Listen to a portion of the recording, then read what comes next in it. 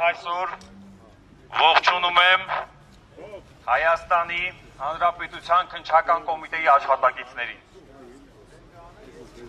Մենք այսօր այստեղ ենք, որովհետև հաստ չենք, որ սրբազանները ապօրինաբար պահվում են կալանքի ներքո։ Մենք այսօր այստեղ ենք, որովհետև հաստ չենք, որ ազգային բարերարները պահվում են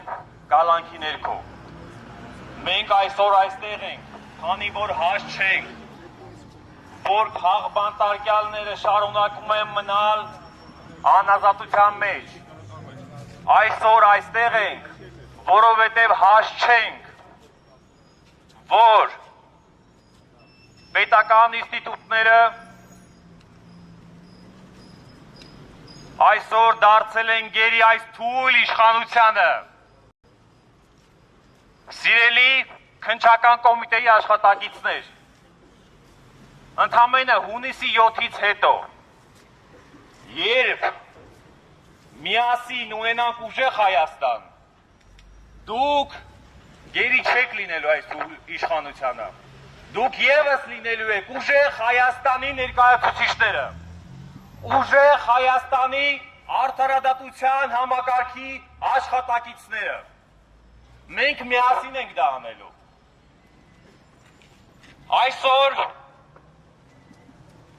5, 6, արդեն 7, 8 ամսից ավել է Սամվել Կարապետյանը գտնվում է ապօրինաբար կալանքի տակ եւ մեր պայքարը, ինչպես տեսնում եք, չի դադարել։ Օր-օրի արդեն ավելի մեծ հաջողություն է ունենում։ Մենք շարունակելու ենք եւ նաեւ ձեզ համար պայքարել, որ դուք ապրեք անկախ, որ դուք աշխատեք անկախ, որ արդարադատության այս ինստիտուտը աշխատի օրենքի տառին համապատասխան։ Այլևս հունիսի 7-ից հետո արդարադատությունը չի աշխատելու ոչ մի զանգով, ոչ մի SMS-ով։ Մեր նպատակն է, որ բոլոր ինստիտուտները, բոլոր պետական ինստիտուտները աշխատեն եւ լինեն անկախ։ Մեր պայքարը որդեգրել է հաղթանակի ճանապարհը։ Հունիսի 7-ից հետո Հայաստանը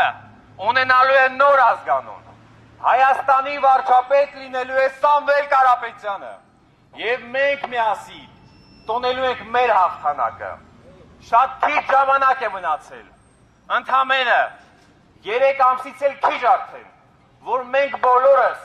համբերատար պայքարենք եւ ունենանք մեր վաստակած հաղթանակը։ Քանի որ եթե այսօր Հայաստանի վարչապետը իր առաջնահերթ խնդիրն է համարում հաջողանալ Ադրբեջանի առաջնորդին, ապա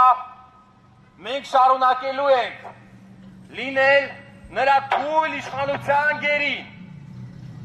եւ հունիսի 7-ին մեր քաղաքացին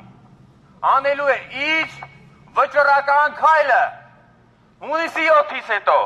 ունենալու ենք ուժեղ Հայաստան, ազատության մեջ է լինելու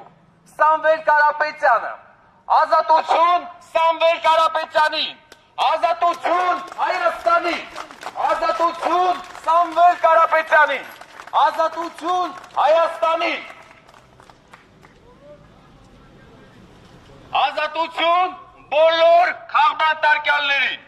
ազատություն սրբազան հայրերին,